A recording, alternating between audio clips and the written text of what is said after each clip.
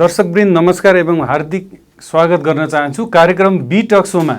यो कार्यक्रम be television एचडीबाट हरेक हप्ताको ठिक यसै समयमा हेर्न सक्नुहुन्छ। कार्यक्रम बी टक शोको आजको कार्यक्रममा हामीहरूले रेसुङ्गा बहुमुखी क्याम्पस तम्घास गुल्मीका क्याम्पस प्रमुख हरिबहादुर खत्रीलाई निम्ताएका छौँ र आज रेसुङ्गा बहुमुखी क्याम्पससँग सम्बन्धित विविध विषयवस्तुहरूमा हामी कार्यक्रममा छलफल गर्नेछौँ र उठान भएका विविध विषयवस्तुहरूमा हामीहरूले त्यसको निष्कर्ष पनि निकाल्नेछौँ। र आजको अतिथि रेसुङ्गा बहुमुखी क्याम्पसका क्याम्पस प्रमुख हरिबहादुर खत्री सरलाई म हार्दिक स्वागत गर्न चाहन्छु। कार्यक्रममा यहाँलाई हार्दिक स्वागत छ। कार्यक्रम बी टक शोमा सरलाई स्वागत छ। नमस्कार। कोभिड महामारीको बीचमा यति बेला शैक्षिक संस्थाहरू अत्यन्तै पीडादायी अवस्थामा छन्। यस बीचमा रेसुङ्गा बहुमुखी क्याम्पसले आफ्ना शैक्षिक क्रियाकलापहरूलाई कसरी अगाडि बढाइरहेको छ सर? धन्यवाद। गुल्मी जिल्लाको सदरमुकाम तम्घासमा रहेको सामुदायिक क्याम्पस रेसुङ्गा बहुमुखी क्याम्पसको बारेमा केही कुरा राख्ने अवसर प्रदान गर्नुभएकोमा म बीटिभीका सञ्चालक लगायत चाहिँ सम्पूर्ण मिडियाकर्मी साथीहरूप्रति हार्दिक आभार प्रकट गर्न चाहन्छु र धन्यवाद व्यक्त गर्न चाहन्छु। सामुदायिक तहबाट सञ्चालन भएको रेसुङ्गा बहुमुखी क्याम्पस 2039 सालदेखि निरन्तर रूपमा आफ्ना शैक्षिक गतिविधि सञ्चालन गरिएको चाहिँ छ। विशेष गरी गुल्मी जिल्लामा एउटा उच्च शिक्षा अध्ययनको शैक्षिक संस्था आवश्यकता महसुस गरेर तत्कालीन समयमा जिल्ला पञ्चायतको सभापति रविलाल थापाज्यू, त्यसै गरी स्वर्गीय परमानन्द भण्डारीज्यू, त्यसै गरी स्वर्गीय ज्ञानहरी आचार्य सर शिक्षाविदको रूपमा उहाँ चाहिँ अत्यन्तै परिचित हुनुहुन्थ्यो। यसै गरी गुल्मी जिल्लाकै शिक्षाविद शशि पन्थी सर, दिनपन्थी सर, यसै गरी चाहिँ समाजसेवी व्यक्तित्व नरप्रसाद श्रेष्ठजी लगायतको सामाजिक चाहिँ भावनाबाट उत्प्रोत भएका चाहिँ व्यक्तित्वहरूको चाहिँ सक्रियतामा पहलकदमीमा सामुदायिक स्तरबाट चाहिँ सञ्चालन भएको रेसुङ्गा बहुमुखी क्याम्पसले आज स्नातकोत्तर तहसम्मका शैक्षिक कार्यक्रमहरू सञ्चालन गरिरहेको चाहिँ छ। र यसरी समुदायको आवश्यकता, यस समाजको चाहिँ विकास र उत्थानको लागि चाहिँ जुन समाजसेवी व्यक्तित्वहरूले संस्थाको जगेर्ना गर्नुभयो, स्थापना गर्नुभयो, त्यसलाई हामीले अहिलेसम्म निरन्तर रूपमा अगाडि बढाइरहेका छौँ।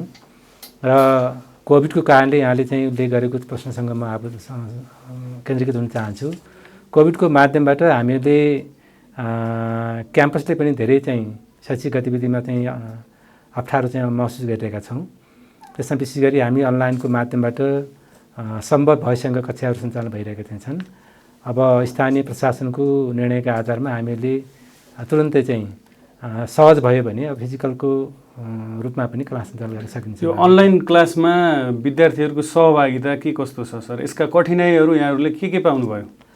हो, स्वभावले हाम्रो अब गुल्मी जिल्लामा पटक चाहिँ यो चाहिँ पावर सप्लाईको चाहिँ समस्या हुने, नेटले चाहिँ काम नगर्ने, ग्रामीण भेक र दूरदराजका विद्यार्थी भाइ बहिनीहरूले निरन्तर रूपमा चाहिँ नेटको चाहिँ एक्सेसमा चाहिँ रहन नसक्ने भएको कारणले अध्यापनमा केही कठिनाइ भएको चाहिँ छ। तैपनि क्लासहरू हाम्रो अहिले ब्याचलर तर्फको फर्स्ट इयर र चाहिँ फोर्थ इयर क्लासमा विद्यार्थी भाइ बहिनीहरूको राम्रो सहभागिता चाहिँ छ र अध्ययनमा संलग्न भएका विद्यार्थी भाइ बहिनीहरू सन्तुष्ट हुनुहुन्छ। अब टाढाको विद्यार्थीहरूलाई हामी पछि फिजिकल क्लासको माध्यमबाट पनि त्यसलाई कभर गर्ने योजना चाहिँ गराएको छौँ। अब अनलाइन क्लास सञ्चालन गर्दै गर्दा पक्कै पनि विद्यार्थीहरूले पूर्ण रूपमा फिजिकल क्लास जस्तो उनीहरूले पढ्न त पाएका छैनन् र क्याम्पस प्रशासनले विद्यार्थीहरूको शुल्कको बारेमा अनलाइन क्लास अवधिभर उनीहरूले पढेको शुल्कको विषयमा के सोच राखेको छ? तपाईँहरूले पूर्ण शुल्क लिनुभएको छ कि केही विद्यार्थीहरूलाई सहुलियत प्रदान गर्नुभएको छ? हामीले अनलाइन क्लास कक्षाको भनेर चाहिँ छुट्टै चाहिँ अतिरिक्त शुल्क लिने गरेका छैनौँ। अब क्याम्पसको नियमअनुसार वार्षिक रूपमा चाहिँ बुझाउनु पर्ने नियमित शुल्क हामीहरू चाहिँ लगाउने गरेका छौँ। त्यसमा कुनै किसिमको छुटको सुविधा अहिलेसम्म गरेको छैन। अब सामुदायिक स्तरमा सञ्चालन गरिएको क्याम्पस त्यसले लिने न्यूनतम शुल्क सङ्कलन चाहिँ हुन्छ र हामीले कोर्सहरू समापन गर्ने, सम्पन्न गर्ने कुराको ग्यारेन्टी हामीहरू फिजिकल रूपमा गरेर हुन्छ अथवा चाहिँ अनलाइनबाट गरेर हुन्छ, त्यो कुराहरू हामी गरेका छौँ। र हाम्रो केही चाहिँ कक्षाहरूको अनलाइन क्लासहरू हाम्रो यहाँ मेन पावर नभएको कारणले बाहिरको सरलाई पनि जोडेर उहाँहरूले पाउने इन्सेन्टिभ चाहिँ रेसुङ्गा क्याम्पसले दिने गरी कक्षाहरू पनि सञ्चालन भइरहेका छन्। भन्नाले शैक्षिक परिधिभित्र रहेर विद्यार्थीहरूको एउटा कोर्स र शैक्षिक सत्र पुरा हुने भइसकेपछि विद्यार्थीहरूले पुरै उनीहरूको 12 महिनाको शुल्क चाहिँ तिर्नुपर्ने? 12 महिनाको शुल्क लिने। अब जुन चाहिँ हामीले फिजिकल क्लास हुँदा लिने शुल्क थियो त्यही मात्र लिने, तर थप अतिरिक्त लिने चाहिँ हामीले केही गरेका छैन। अब त्यो शुल्क त नियमअनुसार बुझाउनु पर्ने अब एउटा कानुन अथवा एउटा चाहिँ विधिसम्मत कुराहरू हो, त्यसमा हामीले छुटको सुविधा केही गरेका छैनौँ। केही दिन अगाडि स्नातक तहमा अध्ययन गर्ने विद्यार्थीहरूले रेसुङ्गा बहुमुखी क्याम्पसको क्याम्पस प्रमुख यानि कि यहाँलाई एउटा ध्यानाकर्षण पत्र प्रदान गरेका थिए, उनीहरूले दिएका थिए र उक्त ध्यानाकर्षण पत्र के विषयसँग सम्बन्धित रहेको थियो? अब यो हाम्रो चाहिँ रेसुङ्गा बहुमुखी क्याम्पसमा हामीले जो शैक्षिक कार्यक्रमहरू थप गर्ने क्रममा 2072-73 सालमा हामीहरूले एउटा महायज्ञ चाहिँ सम्पन्न गऱ्यौँ। महायज्ञको मूल एजेन्डा हामीले क्याम्पसमा विज्ञान संकायतर्फका कार्यक्रम सञ्चालन गर्ने उद्देश्यका साथ चाहिँ त्यो कार्यक्रम चाहिँ सम्पन्न गरेका थियौँ। त्यस अनुरूप चाहिँ हामीले यो प्योर साइन्स बिएससीको प्योर साइन्सतर्फ हामीले कार्यक्रम चाहिँ सञ्चालन गर्ने अनुमति पाएनौँ। एजुकेसन साइन्सको कार्यक्रम सञ्चालन गर्ने अनुमति पाएका थियौँ र अनुमति पाएपछि हामीले त्यो कार्यक्रम सुरुवात गर्ने क्रममा सुरुवातमा हाम्रो भर्ना फर्स्ट इयरको भर्नामा 4 जना विद्यार्थीहरू आउनुभएको चाहिँ थियो। अहिले उहाँहरू 4th इयरमा पुगिसक्नु भएको चाहिँ छ र क्याम्पस चाहिँ को आफ्नो अब आर्थिक अवस्था पनि त्यति मजबुत नभएको र हामीहरूले पार्ट टाइमबाटै अतिरिक्त चाहिँ कक्षा सञ्चालन गरेर आंशिक शिक्षकको रूपमा चाहिँ कक्षा व्यवस्थापन गरेर लानुपर्छ भन्ने चाहिँ नीतिका आधारमा हामीले स्थानीय स्तरमा भएका शिक्षक साथीहरू कहाँ अध्यापनरत हुनुहुन्छ, विशेष गरी साइन्स पढेको विद्यार्थीहरू प्राध्यापकहरू कहाँ हुनुहुन्छ भनेर हामी सोधखोज गरेर अब केही साथीहरूलाई हामीले चाहिँ पार्ट टाइममा चाहिँ कक्षा सञ्चालन गर्न चाहिँ अनुरोध गरेका थियौँ। त्यसै क्रममा यो कोभिडको कारणले कक्षाहरू नियमित हुन पनि सकेन, अनलाइन क्लास सञ्चालन गर्नुपर्ने एउटा परिस्थितिजन्य बाध्यता पनि सिर्जना भयो। त्यसले गर्दा हामीहरूले पढाइरहेका मौजुदा सरहरूलाई अनलाइन क्लासको माध्यमबाट क्लास चलाइदिनु पर्यो भनेर पटक पटक रिक्वेस्ट पनि गऱ्यौँ। त्यसमा विशेष गरी 4थो वर्षमा अध्ययन गर्ने विद्यार्थी भाइ बहिनीहरूको समय धेरै घर्किसकेको र त्रिवेणी विश्वविद्यालय छिटो चाहिँ परीक्षाको रुटिन निकाल्यो भने हामीहरूको कोर्स सिद्धिन्न कि भन्ने एउटा सम्भावना पनि रह्यो। त्यसले छिटो क्लास सञ्चालन गर्न पाए हुन्थ्यो भन्ने कुराको चाहिँ अनुरोध उहाँहरूले पनि सम्बन्धित आफ्नो शिक्षकलाई पनि गर्नुभयो, तर सरहरूले चाहिँ क्लास अनलाइनबाट चलाउनको लागि पनि त्यति इच्छा नदेखाउने भएको कारणले हामी अरू स्थानीय चाहिँ उहाँहरूको विकल्पमा अरू सरहरू कसरी चलाउनुहुन्छ कि भन्ने सन्दर्भमा सोधखोज गर्दा अब अनलाइन क्लास चाहिँ हामी बाहिरबाट चलाए पनि हुन्छ भन्ने किसिमको हाम्रो प्रशासनिक समितिमा छलफल भइसकेपछि पाल्पा हाम्रो जस्तै सामुदायिक क्याम्पस पाल्पाबाट 2 जना सरहरूले केमिस्ट्रीको र फिजिक्सको क्लासहरू चलाउनु भएको चाहिँ छ अनलाइन क्लास र महेन्द्र माविमै अध्यापन गरेर चाहिँ जानुभएको त्रिवेणी विश्वविद्यालयमा अध्यापनरत हुनुहुन्छ लक्ष्मी पन्थी सर, उहाँले चाहिँ बायोलोजीको क्लास काठमाडौँमा चलाउनु भएको छ। उहाँहरूको असन्तुष्टि के थियो सर? विद्यार्थीहरूको असन्तुष्टि खास त्यो ध्यानाकर्षण पत्रमा उहाँहरूको असन्तुष्टि केसँग सम्बन्धित थियो? अब यो विद्यार्थीको चाहिँ असन्तुष्टिको सन्दर्भमा विद्यार्थीसँगै बसेर चाहिँ छलफल गर्न पाइएन। एकाएक चाहिँ ध्यानाकर्षण पत्र गर्ने विद्यार्थी भाइ बहिनीहरू आउनुभयो मेरो कार्यकक्षमा।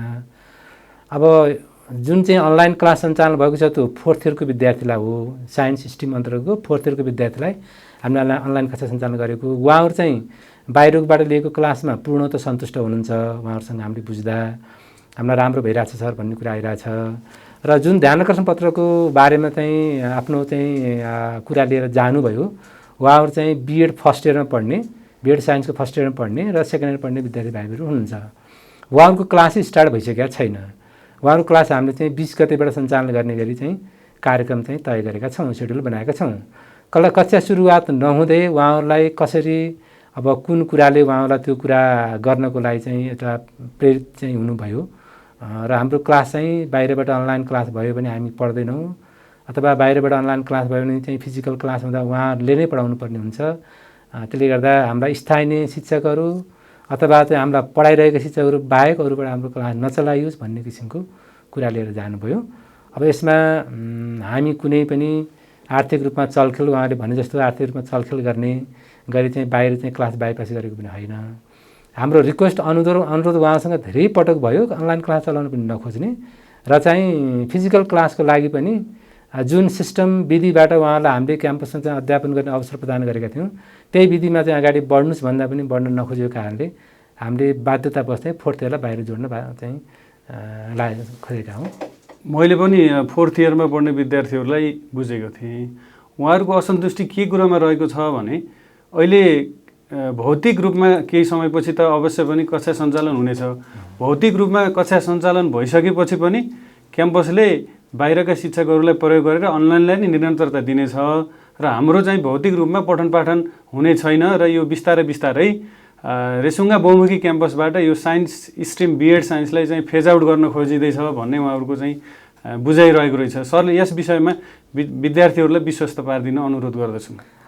यहाँले उठाएको कुरा एउटा शङ्काको रूपमा त हुनसक्छ। हामीहरूले स्थानीय अरू चाहिँ जनशक्तिहरूको बारेमा पनि बुझिरहेका छौँ। यदि फिजिकल क्लास हुन सक्ने सम्भावना भयो भने हामी स्थानीय चाहिँ विद्यालयहरू अरू चाहिँ शैक्षिक संस्थामा चाहिँ कार्यरत साथीहरूलाई पनि अनुरोध गरेर उहाँहरूले पनि पढाउनु चाहिँ इच्छा गर्नुभयो भने हामीले नदिने भन्ने कुराहरू चाहिँ छैन। हामी उहाँहरूलाई पनि रिक्वेस्ट गरिरहेका छौँ, तपाईँहरू आइदिनुहोस्, क्लास लिइदिनुहोस्। जुन सिस्टम र विधिबाट तपाईँहरू चाहिँ अध्यापन गर्ने गरी क्याम्पसमा प्रवेश गर्नुभएको त्यो विधि सिस्टम अनुसार चल्नुहोस्। तपाईँले चाहिँ यो चाहिँ अनपेक्षित माग राखेर अनि क्याम्पसलाई अप्ठ्यारो हुन पार्नु, सामुदायिक क्याम्पसमा यसरी चाहिँ चलाउन अप्ठ्यारो हुन्छ भन्ने हामी अनुरोध पनि गरिरहेछौँ। फेरि पनि हाम्रो के हो भने अनलाइन क्लासको माध्यमबाट हामीले फिजिकल गरे पनि बाहिरकै केही सरहरूको चाहिँ कक्षा चाहिँ प्रभावकारी भयो भने त्यसलाई गेस्ट लेक्चरको रूपमा जोडेर अनलाइन कक्षा पनि चाहिँ बाहिरको लागि पनि चलाइदिने र फिजिकल क्लास पनि हामीले यहाँ स्थानीय चाहिँ साथीहरूलाई अनुरोध गरेर स्थानीय मेनपावरलाई प्रयोग गरेर फिजिकल पनि चलाउने हामीले दुईटै किसिमको चाहिँ चलाउन सकिन्छ कि भन्ने सोच पनि गराइरहेछौँ हुन्छ।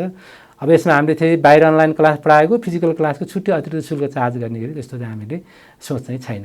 भन्नाले विद्यार्थीको पढाइको बारेमा क्याम्पस चाहिँ संवेदनशील छ। एकदमै चिन्तित छौँ हामी चाहिँ धेरै पटक सरहरूले चाहिँ क्लास निरन्तर रूपमा लिने कुरामा अलिकन आनाकानी गरिसकेपछि यहाँ चाहिँ रहेको सिद्ध बाबाका सरहरूसँग पनि हामीले अनुरोध गऱ्यौँ, व्यक्तिगत रूपमा पनि संस्थागत रूपमा पनि अनुरोध गरिरहेछौँ। यसै गरी चाहिँ रेसुङ्गा माविको सरसँग पनि हामीले हाम्रो क्लास विद्यार्थी क्लास लिइदिनु पऱ्यो भनेर अनुरोध गरिरहेछौँ। मलाई लाग्छ संस्थागत सहयोग अर्कामा अब सहयोग चाहिँ साटासाट गर्ने कुरा रहिरहन्छ। त्यसले गर्दा त्यो भौतिक क्लास पनि अब हुँदैन भन्ने कुरामा चाहिँ आशंका मान्नुपर्ने स्थिति छैन। साइन्स स्ट्रिममा बिएड साइन्सको पहिलो वर्षमा 5 जना विद्यार्थी भर्ना भएका रहेछन् र अहिले अध्ययनरत 4 जना रहेछन्। एकजना ट्रान्सफर भएको हुनुहुन्छ रहेछ। दोस्रो वर्षमा 12 जना, तेस्रो वर्षमा 19 जना र अहिले जुन 12 क्लास पास गरिसकेपछि जुन फर्स्ट इयरमा भर्ना हुने विद्यार्थीहरू 3-4 जना विद्यार्थीहरू बिएड साइन्स पढ्नको लागि रेसुङ्गा बहुमुखी क्याम्पसमा आएको, तर क्याम्पसले भर्ना गर्नको लागि आनाकानी गरेर अन्तै डाइभर्ट गरेको भन्ने विषय चाहिँ बाहिर आइरहेको छ। यसले के कुरातर्फ लाइदिनेछ भन्दा बिस्तारै बिस्तारै यो साइन्स स्ट्रिमलाई चाहिँ फेज आउट गर्ने तर्फ उन्मुख भएको हो कि भन्ने आशंका गर्ने ठाउँ त रह्यो नि सर।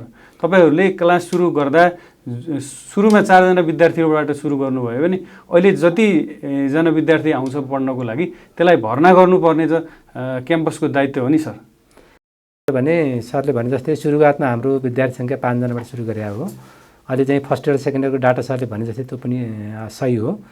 अब फर्स्ट इयरमा के भयो भन्नुहुन्छ भने हाम्रो +2 को चाहिँ कार्यक्रममा पहिला चाहिँ एजुकेसन साइन्सको प्रोग्रामहरू चाहिँ थियो।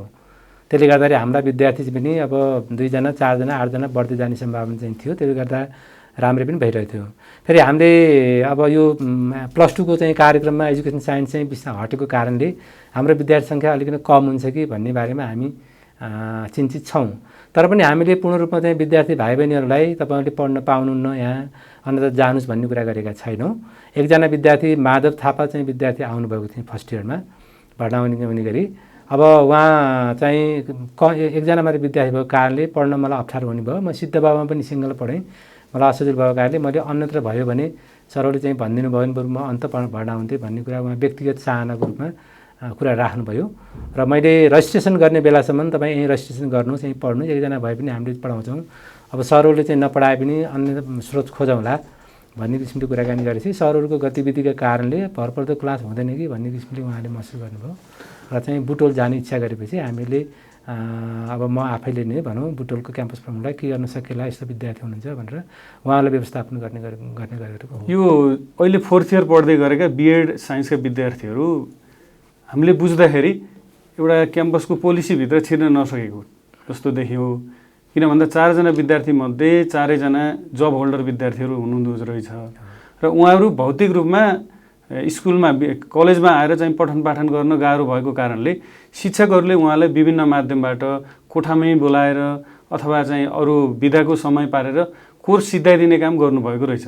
यसरी हेर्दा के देखिन्छ भन्दा विद्यार्थीहरू कलेजमा आएर भौतिक रूपमा पठन पाठन गर्न नसक्ने, शिक्षकहरू हाजिर मात्र गरेर जाने र क्याम्पस प्रशासनले विद्यार्थीहरू भौतिक रूपमा जुन समयमा जति समय उनीहरूले अध्ययन गरेका छन् त्यो समयको मात्र तपाईँहरूले चाहिँ पारिश्रमिक पाउनुहुन्छ भनेर क्याम्पस प्रशासनले पढाउने शिक्षकहरूमाथि त्यो नैतिक दबाब सिर्जना गरेको देखियो र यी दुवै पक्षका कुराहरूलाई क्याम्पसको पोलिसीभित्र छिराएर अगाडि बढ्नको लागि अब क्याम्पसले कस्तो सोच राखेको छ? अब यो बारेमा त के छ भने फोर्थ इयरको विद्यार्थी भाइ बहिनीहरू आफैले पनि चाहिँ आफ्ना सरहरूसँग अनुरोध चाहिँ पटक पटक गर्नुभएको अवस्था हो होइन। हामीले सरलाई के भनेको भने तपाईँहरूले पारिश्रमिक दिने सन्दर्भमा क्याम्पसले एउटा आधार चाहिँ मान्नुपर्छ। तपाईँहरूले जस्तो कुनै गुगलबाट डाउनलोड गरेर पढ भनेको आधारमा अथवा कुनै म्यासेन्जरबाट मेटेरियल चाहिँ सप्लाई गरेको आधारमा अथवा विद्यार्थीले आफैले चाहिँ तयारी गर्ने ट्युसन पढ्ने गरेको आधारमा पेमेन्ट दिने कुराहरू अप्ठ्यारो हुन्छ हामीलाई। तपाईँहरूले चाहे चाहिँ भर्चुअल सिस्टमबाट चाहिँ अध्यापन गराउनुहोस्, चाहे चाहिँ फिजिकलबाट गराउनुहोस्, विद्यार्थी टाढा हुनुहुन्छ, सम्पर्कमा आउन सक्नुहुन्न, भर्चुअलको चाहिँ विधि प्रयोग गर्नुपर्छ भने विद्यार्थीलाई तपाईँले जति समय पढाउनुहुन्छ त्यो पढाएको समयको चाहिँ एटेन्डेन्स गराउने, हाजिरी गराउने राख्ने र त्यो हाजिरी गरेको आधारमा तपाईँले पढाएको पिरियड चाहिँ काउन्ट गर्न सकिन्छ, त्यो गर्नुहोस् भन्ने कुरा हाम्रो कुराहरू हो। अब सरहरूको कुरा फेरि के आयो, तपाईँले यो कुरा उठाइसके मैले क्लियर गर्नुपर्छ। सरहरूको कुरा के आयो भने यहाँले भने जस्तै हामीले म्यासेन्जरमा मेटेरियल सप्लाई गरेका छौँ अथवा युट्युबबाट पनि उहाँलाई पढ्ने गरी हामीले चाहिँ गाइडेन्स गरिरहेका छौँ। अब त्यो कारणले हामीलाई तपाईँहरूले चाहिँ लमसम रूपमा अब एउटा फिक्स एमाउन्ट दिनुपर्छ भन्ने किसिमको कुरा चाहिँ आउँदा त्यो कुरामा क्याम्पस प्रशासनको पोलिसीभित्र परेन र हाम्रो अनुरोधलाई पनि उहाँहरूले स्वीकार्न खोज्नु भएन र उहाँहरूको चाहिँ डिमान्ड अनुसारको चाहिँ पेमेन्ट गर्ने सन्दर्भमा हामीलाई अब अलिकन यो आर्थिक चाहिँ रूपमा आर्थिक पोलिसीभित्र नपरेको कारणले अलिकति समस्या भएको हो। तर हामी के भनिरहेको थियौँ उहाँहरूलाई भने अब तपाईँले जति समय पढाउनु, जस्तो तपाईँ बेलुकीमा तपाईँले एउटा विद्यार्थी टाढा चाहिँ छ भने 3 घन्टा पढाउनु भयो भने 3 पिरियड लेख्नुहोस्। 3 पिरियड मैले चाहिँ यति घन्टा थियो यतिसम्म पढाएँ भन्ने किसिमले एटेन्डेन्स बनाउनुहोस्। विद्यार्थीलाई पनि हामीले चाहिँ क्रस गर्छौँ, तपाईँहरूको पनि एटेन्डेन्स क्लास भइरहेन हामीले मोनिटरिङ गर्छौँ, त्यसरी जाँदा राम्रो होला भन्ने कुरा गर्न खोजेको। तर त्यो कुरामा उहाँहरू सहमत हुनु भएन र चाहिँ अलिकति समस्या चाहिँ त्यसरी चाहिँ सिर्जना भएको। अब शिक्षकहरूको माग बमोजिम क्लासहरू सञ्चालन गर्नको लागि क्याम्पस प्रशासन उहाँहरूको मागप्रति त्यति चाहिँ पोजिटिभ देखिन्न अहिले सर, होइन? अनि मागप्रति पोजिटिभ नदेखिने भन्दा पनि अब त्यो विधिभित्र चाहिँ सिस्टमभित्र त्यो आर्थिक चाहिँ हाम्रो चाहिँ जुन के अरे कार्यविधिले चाहिँ दिए अनुसारको चाहिँ काम गर्ने कुराहरू छ त्यसमा चाहिँ हामी सधैँ चाहिँ अब अडिग छौँ। कि चाहिँ अब त्योभन्दा फरक किसिम जानको लागि त अब सञ्चालक समितिबाट त्यो नियमलाई चेन्ज गरेर आउनु पऱ्यो होइन। त्यो नियमलाई चेन्ज गर्दाखेरि के छ भन्नुहुन्छ भने अब हाम्रो विश्वविद्यालयको चाहिँ जुन कोर्सको चाहिँ वेटेज चाहिँ छ त्यसको वर्किङ आवर त सबैले एउटै कायम गरेको छ। अब हाम्रोमा जस्तो कि पार्ट टाइम सरहरू त उहाँहरू मात्रै नभएर अरू पनि हुनुहुन्छ, इङ्ग्लिस पनि पार्ट टाइम हुनुहुन्छ अनि म्यानेजमेन्टतर्फ चाहिँ पनि पार्ट टाइम सरहरू हुनुहुन्छ। त्यो कसैलाई एउटा विधि प्रयोग गर्ने कसैलाई अर्को गर्ने गर्दा पनि हामीलाई चाहिँ प्रशासनिक रूपमा समस्या हुन्छ। प्रशासनिक रूपमा त क्याम्पसलाई समस्या नै रहेछ, किन भन्दा विद्यार्थी कलेजमा उपस्थित नभइदिने अनि शिक्षकले बाहिर पढाएर विद्यार्थीहरूको कोर्स पुरा गर्नुपर्ने बाध्यता र दुवै पक्षलाई मिलाउनको लागि पक्कै पनि क्याम्पस प्रशासनलाई अलिकति अप्ठ्यारो परेको देखियो। अबका दिनहरूमा विद्यार्थीहरूको यो पठन पाठनसँग सम्बन्धित कुराहरूमा अरू स्ट्रिममा कुनै पनि विवाद रहित तरिकाले चलिरहेको र साइन्सको स्ट्रिममा पनि किन भन्दा क्याम्पसले धेरै इन्भेस्ट गरिसकेको छ, ल्याबहरू इस्टाब्लिस गर्नको लागि पनि पक्कै पनि धेरै रकमहरू खर्च भइरहेको छ। साइन्सका क्लासहरूलाई पनि अन्य फ्याकल्टीका क्लासहरू जस्तै निरन्तर रूपमा विद्यार्थी सङ्ख्या बढाएर अगाडि बढाउनको लागि क्याम्पसले के पोलिसी अवलम्बन गर्दैछ सर? अब यो हाम्रो साइन्सको र चाहिँ म्याथमेटिक्स विशेष गरी चाहिँ क्याम्पसमा विद्यार्थी चाहिँ अत्यन्तै न्यून नै हुनुहुन्छ है। तैपनि हामीले यसलाई चाहिँ एउटा गहनाको रूपमा अगाडि लैजानुपर्छ, जिल्लाको एउटा सम्पत्ति हो। सबैले चाहिँ साइन्स पढ्ने म्याथ पढ्ने क्षमता हुँदैन, क्षमता भएको चाहिँ विद्यार्थी भाइ पढ्ने अवसर पाउनुपर्छ। त्यसको लागि चाहिँ हामीले उपयुक्त वातावरण चाहिँ निर्माण गर्नुपर्छ भन्ने बारेमा हामी अत्यन्तै चाहिँ सकारात्मक छौँ। अब विद्यार्थीहरूले पढ्ने कुरामा अनलाइनको माध्यमबाट, किनभने अब यो हजुरले भने जस्तै फोर्थ इयरको विद्यार्थीहरू सबै चाहिँ जब होल्डर भएको कारणले सरहरूले पनि अब क्लास चाहिँ नियमित रूपमा गर्न नपाउने, विद्यार्थीहरू पनि कहिलेकाहीँ विद्यार्थी समय दिन नसक्ने, कहिले सरहरूले समय दिन नसक्ने भएको कारणले अलिकति त्यस्तो समस्या देखिएको हो। सेकेन्ड इयर चाहिँ थर्ड इयरको क्लासहरू अब यो फिजिकल रूपमै राम्रोसँग चाहिँ सञ्चालन भइरहेको चाहिँ छ। तर हामीले के हो भन्नुहुन्छ भने अनलाइनको माध्यमबाट पनि अब विद्यार्थीहरू अब बिस्तारै अलिकति अभ्यस्त भएको कारणले बाहिरबाट पनि अनलाइन पनि जोड्ने र फिजिकल पनि जोड्ने गरेर राम्रो गर्न सकिन्छ कि भन्ने एउटा सोच चाहिँ छ। त्यो अनुसार अगाडि जान खोजिरहेका छौँ।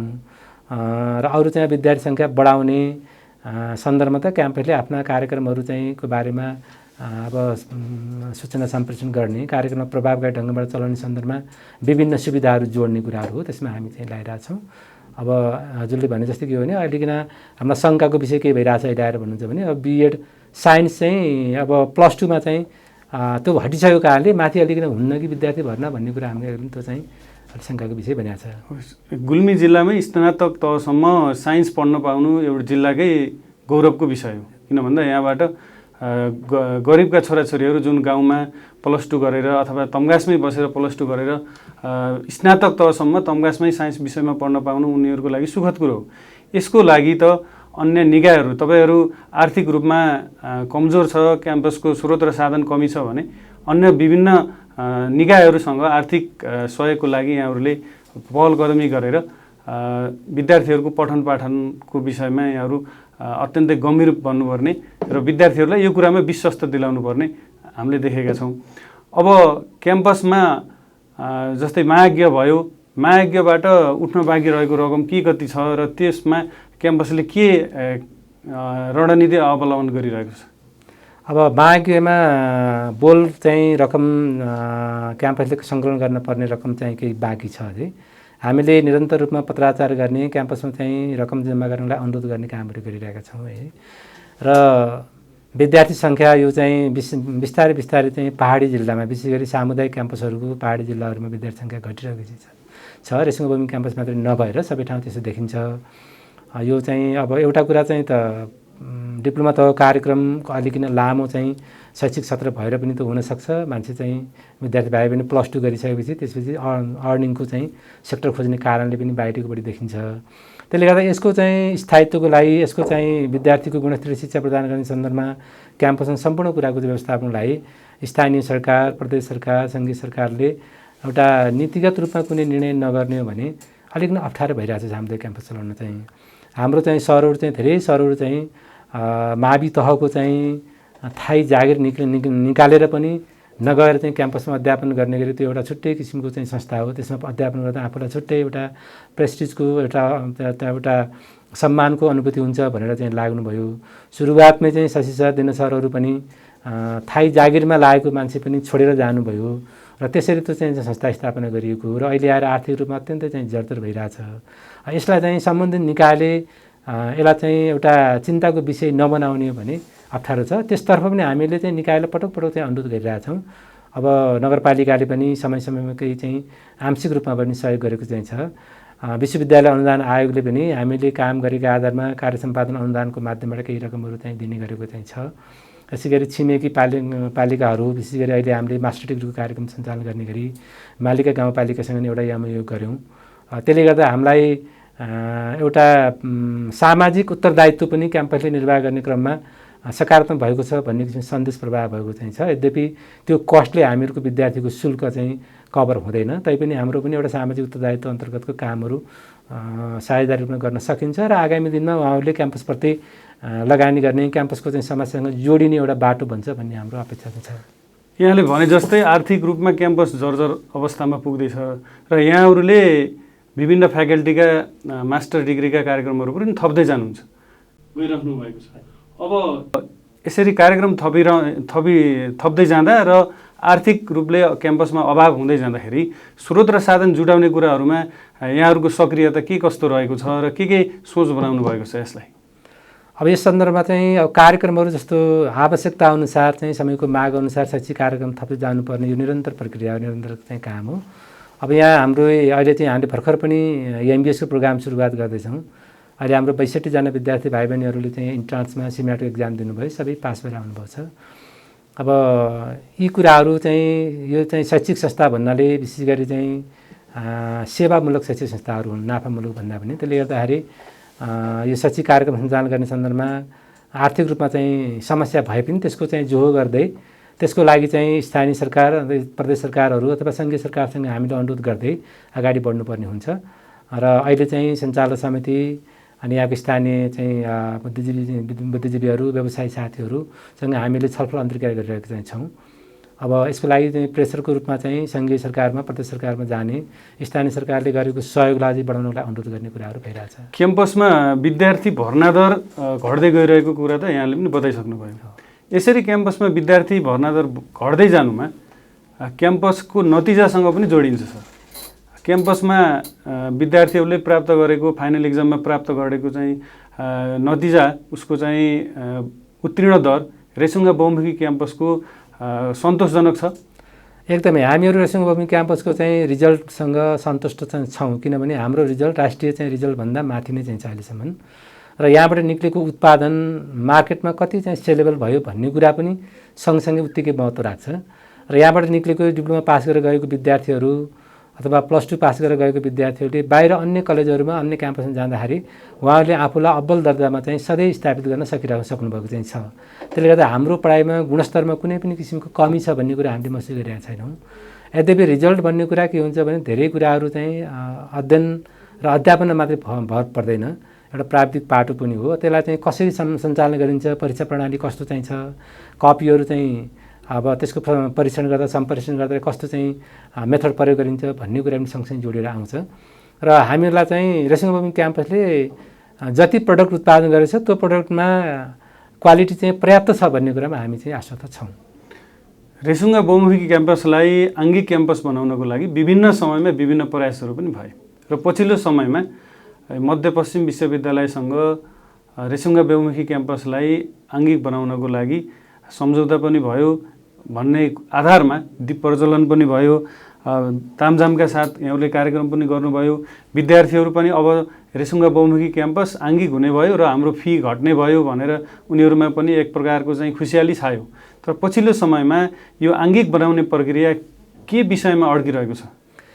यहाँले अत्यन्त महत्त्वपूर्ण विषय उठाउनु भयो। विशेष गरी यो चाहिँ सामुदायिक चाहिँ स्तरमा समुदायको चाहिँ सधैँ लगानीमा चाहिँ यस्ता शैक्षिक संस्थाहरू चल्न सक्दैनन्। यसलाई चाहिँ कुनै न कुनै समय राज्यले आफ्नो दायित्वभित्र चाहिँ यसलाई समाहित गर्नुपर्छ भन्ने किसिमको चाहिँ विषय चाहिँ 2062 सालदेखि उठेको हो। 62 सालदेखि यसलाई आङ्गिक बनाउने प्रक्रियामा तत्कालीन क्याम्पस प्रमुख शशि पन्थी सर, अब पूर्व परराष्ट्र मन्त्रीज्यू चाहिँ प्रदीप गेवालीजी, यसै गरी चाहिँ तत्कालीन चाहिँ समयका चाहिँ मान्य सांसदहरू सबैले यसलाई चाहिँ सङ्घीय सरकारसम्म चाहिँ एजेन्डा पुर्याएको अवस्था हो।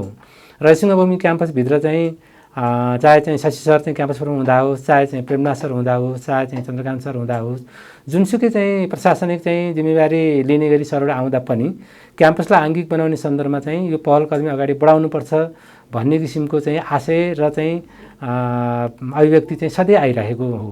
त्यसमा चाहिँ हाम्रो प्राध्यापक कर्मचारी साथीहरू पनि चाहना त्यो हो, किनभने समुदायले सधैँ यो आर्थिक भार वहन नगरेर राज्यले चाहिँ यसलाई जिम्मा लिनुपर्छ भन्ने किसिमको चाहिँ माग चाहिँ वास्तवमा आफैमा चाहिँ त्यो जेन्युन कुरा हो। त्यसमा सञ्चालक समितिले पनि अनुमोदन गरेको छ, त्यो महसुस गरेको छ। र चाहिँ हामीले रेसुङ्गा बहुमुखी क्याम्पसमा नेपाल सरकारका उच्च प्रतिष्ठित चाहिँ मन्त्रीहरू अथवा चाहिँ योजना आएका चाहिँ उपाध्यक्षज्यूहरू सबै चाहिँ आउँदै रेसुङ्गा क्याम्पसको अनुमोदन गर्ने, यसलाई आङ्गिक बनाउने सन्दर्भमा पहल गर्ने कुरा हामीले आश्वासन रूपमा सधैँ पाइरहेको कुरा हो। त्यसै क्रममा अब पछिल्लो पटकको चाहिँ मध्यपश्चिमाञ्चल विश्वविद्यालयको सँग हामी आङ्गीकरण हुने कुराको बारेमा माननीय गोकर्ण विष्टज्यूले यसलाई अगाडि बढाउने क्रममा चाहिँ इनिसिएसन लिनुभयो। हामीले त्यसलाई सम्पूर्ण डकुमेन्टहरू तयार गऱ्यौँ। अब यो आङ्गिक बनाउने कुराहरू न त प्रदेशले गरेर हुने हो न स्थानीय सरकारले गरेर हुने, यो गर्नुपर्ने चाहिँ सङ्घीय सरकारले नै हो। सङ्घीय सरकारको चाहिँ प्रतिनिधित्व उहाँले गरेको कारणले हामीले उहाँको चाहिँ निर्वाचन क्षेत्र अन्तर्गत पनि रहेको हुँदा हामीले उहाँसँग अनुरोध गरेका थियौँ। त्यस आधारमा अब कहाँबाट आङ्गिक हुन्छ त, बनाउन सकिन्छ त भन्ने सन्दर्भमा उहाँले चाहिँ पहल चाहिँ कदमी अगाडि सार्नुभयो। मध्यपश्चिम विश्वविद्यालयसँग हामीले चाहिँ सबै डकुमेन्टहरूले खोजेको अवस्थामा चाहिँ उपलब्ध गराएका हौँ। र चाहिँ अब मध्यपश्चिम विश्वविद्यालयको चाहिँ अब भिसी साहब, यसै गरी चाहिँ तत्कालीन मन्त्री चाहिँ के अरे गोकर्ण विष्टज्यूसँगै आउँदा एउटा क्याम्पसमा अतिथिहरूलाई चाहिँ सम्मान गर्ने, कार्यक्रममा सहभागी गराउने कुरा त स्वाभाविक हो। त्यसलाई हामीले विशेष गरी छुट्टै किसिमको तामझामको रूपमा यहाँले भने जस्तो त्यस्तो होइन, तर एउटा औपचारिक कार्यक्रम गरेका हौँ। त्यसले चाहिँ पूर्णता पाउन सकेन। अब त्यो मन्त्री परिषदकोमा गएर रोकियो भन्ने जानकारी चाहिँ हामी पायौँ। अब हाम्रो तर्फबाट चाहिँ त्यस्तो अवरोध गर्ने अथवा डकुमेन्ट चाहिँ पुरा नहुने स्थिति होइन। यसलाई फलो हुने कुरो एकदम निरन्तर फलो चाहिँ हामी गरिरहेका हौँ। हामी काठमाडौँ पनि अब मान्य गोकर्णजीसँग पनि पटक पटक अनुरोध पनि गरेका हौँ। हाम्रो चाहिँ निकाय त्यही मार्फत अगाडि बढेको कारणले गरिरहेका हौँ। अब पछि चाहिँ अब यो चाहिँ नेपाल सरकारको पोलिसीले यो प्रदेश अन्तर्गत चाहिँ प्रदेशले नै गर्नुपर्ने चाहिँ आफ्नो क्याम्पसलाई आङ्गिक बनाउने नबनाउने त प्रदेशले हेर्नुपर्ने कुरा को बारेमा एउटा नीतिगत चाहिँ निर्णय भयो भन्ने कुरा भएपछि अब हाम्रो प्रदेश चाहिँ लुम्बिनी प्रदेश अन्तर्गत परेको कारणले मध्यपश्चिमाञ्चल तिर हामी जान पनि अब सम्भव भएन। नीतिगत तरिकाले अहिले रोकेको अवस्था हो अब त्यो कुरा त्यही भन्नु पऱ्यो, किनभने केही चाहिँ क्याम्पसहरू अब यो मध्यपश्चिमाञ्चल को क्षेत्रमा रहेका त्यो चाहिँ प्रदेशमा विशेष गरी त्यो प्रदेशमा रहेका क्याम्पसहरू मध्यपश्चिमाञ्चलमा चाहिँ अब आङ्गीकरण भए। अस्ति मात्रै चाहिँ त्रिवेणी विश्वविद्यालयले 25वटा क्याम्पसलाई सुदूरपश्चिम र मध्यपश्चिमाञ्चल अन्तर्गतका क्याम्पसमा चाहिँ आङ्गीकरण भएको कारणले उहाँहरूलाई चाहिँ आफ्नो लिस्टबाट हटाउने काम गर्यो। हाम्रो लुम्बिनी प्रदेश अन्तर्गत चाहिँ त्यस्तो चाहिँ विश्वविद्यालय पनि नभएकोले चाहिँ यो प्रदेशमा आङ्गिक हुने सम्भावना रहेन होला। तर मलाई लाग्छ यो त्रिवेणी विश्वविद्यालयले नै आफूले चाहिँ सम्बोधन दिएका क्याम्पसलाई अब कसरी व्यवस्थापन गर्ने, कसरी स्थायित्व दिने, त्यसबारे पोलिसी बनाएर नेपाल सरकारसँग चाहिँ एउटा चाहिँ प्रस्ताव लिएर जानुपर्छ जस्तो लाग्छ मलाई चाहिँ। यहाँ क्याम्पस प्रमुख भइसकेपछि क्याम्पसको शैक्षिक गुणस्तर विकास गर्नको लागि, भौतिक विकासको लागि के कस्ता कार्यक्रमहरू ल्याउनु भयो र के कस्ता कार्यक्रमहरू बाँकी छन्? अब भौतिक विकासको सन्दर्भमा भन्नुपर्दा हामीले रेसिङबोमिङ क्याम्पसलाई 2075 सालमा 76 सालको जेष्ठ 12 गते गुणस्तर प्रमाणीकरण चाहिँ को रूपमा चाहिँ अङ्कित गरेका छौँ, अथवा हामीलाई QUA सर्टिफाइड चाहिँ विश्वविद्यालय अनुदान आयोगले प्रदान गरेको छ। त्यसको माध्यमबाट हामीले भौतिक चाहिँ रूपमा सहयोग चाहिँ प्रशस्त पाएका छौँ।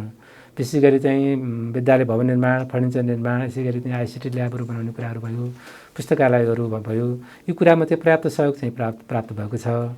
यसैको माध्यमबाट हामीले अब विद्यार्थीको गुणस्तर चाहिँ अभिवृद्धि गर्ने सन्दर्भमा हामी कसरी विद्यार्थीको नजिकमा रहेर उहाँहरूको आशयअनुसार अध्ययन अध्यापनमा हामी जोडिन सक्छौँ भन्ने बारेमा हामीले छलफल अन्तर्क्रिया गर्ने कामहरू चाहिँ विद्यार्थीसँग बसेर गर्ने गरिरहेका छौँ। अहिले पनि हामीले प्रत्येक चाहिँ कक्षाहरूमा अब स्मार्ट बोर्डको माध्यमबाट अध्ययन अध्यापन गराउने गरी सबै चाहिँ प्रविधिहरू जोडिसकेका छौँ।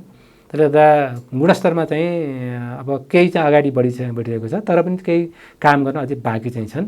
हामीलाई चाहिँ विभिन्न चाहिँ डिपार्टमेन्ट लाइब्रेरीहरू बनाउने, सरहरूलाई आफ्नै डिपार्टमेन्ट बसेर अध्ययनमा चाहिँ लाग्ने, सरहरूको वृत्ति विकास र क्षमता वृद्धिको लागि चाहिँ अध्ययनको लागि चाहिँ अवसर प्रदान गर्ने, यी सबै कुराहरू चाहिँ अब हामी बिस्तारै गरिरहेका छौँ। QUA सर्टिफाइड भइसकेपछि रेसिङबोमिङ क्याम्पसले क्याम्पस, प्राध्यापक र विद्यार्थीहरूलाई भएको फाइदा, यसले के फाइदा दियो सर QUA सर्टिफाइड भइसकेपछि? पहिलो कुरा चाहिँ अब क्याम्पसले संस्थागत रूपमा त संस्थाले एउटा महत्त्वपूर्ण चाहिँ लोगो, महत्त्वपूर्ण चाहिँ एउटा ब्रान्ड नेम चाहिँ प्राप्त गरेको चाहिँ छ। यसबाट अध्ययन गरेर चाहिँ निक्लेका विद्यार्थी भाइ बहिनीहरूलाई राष्ट्रिय अन्तर्राष्ट्रिय स्तरमा आफ्नो चाहिँ योग्यतामा चाहिँ एउटा थप परीक्षण गर्नुपर्ने आवश्यकता पर्दैन। त्यो प्रमाणपत्रको आधारमा उहाँहरूको चाहिँ योग्यता अथवा उहाँको गुणस्तरको बारेमा शङ्का गर्ने ठाउँ रहँदैन। त्यसले पनि चाहिँ राम्रो भएको चाहिँ छ र भौतिक रूपमा चाहिँ धेरै कुराहरू चाहिँ क्याम्पसमा जोडिएका चाहिँ छन्।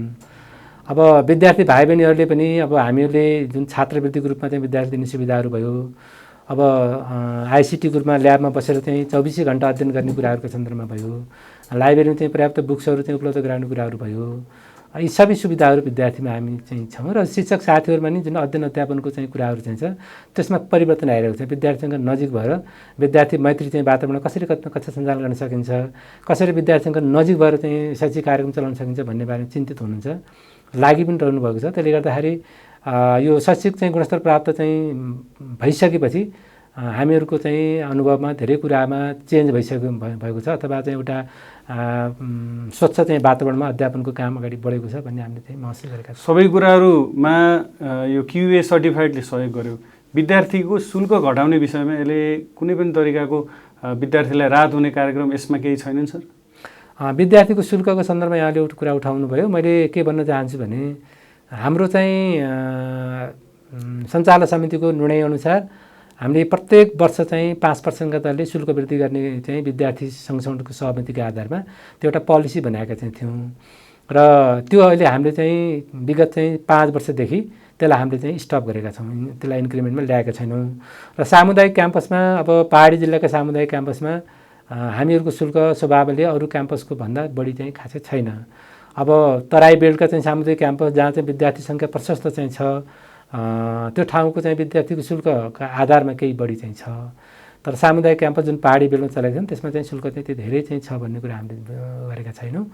अब विद्यार्थीलाई दिने त अरू कुराहरूको सन्दर्भमा छात्रवृत्तिको माध्यमबाट हामीले विद्यार्थीलाई धेरै कुरा चाहिँ अब समेटेका छौँ। अब गरिब चाहिँ छात्रवृत्ति, देनदार छात्रवृत्ति भनेर प्रायःलाई हामीहरूले छात्रवृत्ति चाहिँ माग गरेका अवस्थामा त्यसको चाहिँ फान्डिङका आधारमा चाहिँ दिनपर्ने चाहिँ विद्यार्थीलाई हामीले त्यो उपलब्ध गराएका छौँ। हामी कार्यक्रमको अन्त्यतिर छौँ। सरले छोटोमा आफूलाई भन्न मन लागेका केही कुराहरू क्याम्पससँग सम्बन्धित विषयवस्तुहरू छन् भने राखिदिनुहोस्।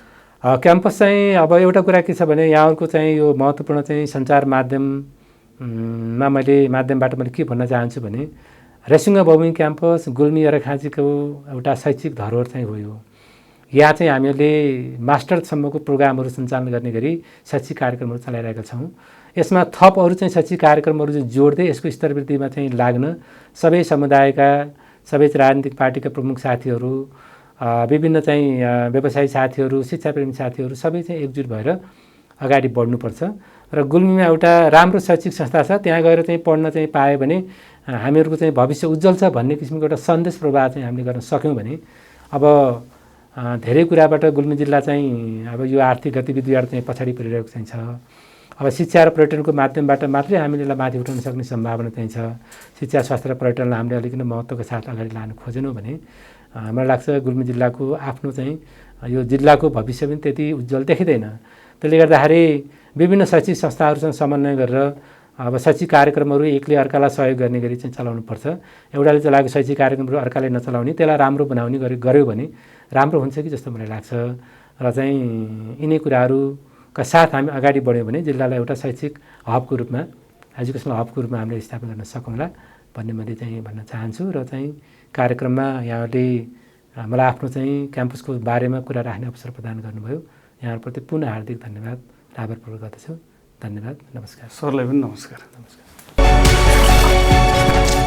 रेसुङ्गा बहुमुखी क्याम्पसका क्याम्पस प्रमुख हरिबहादुर खत्रीसँगको कुराकानी यहाँलाई कस्तो लाग्यो? सुझाव, सल्लाह र प्रतिक्रियाको लागि बी टेलिभिजन एचडीमा यहाँहरूले आफ्नो सुझाव, सल्लाह र प्रतिक्रिया दिनुहोला।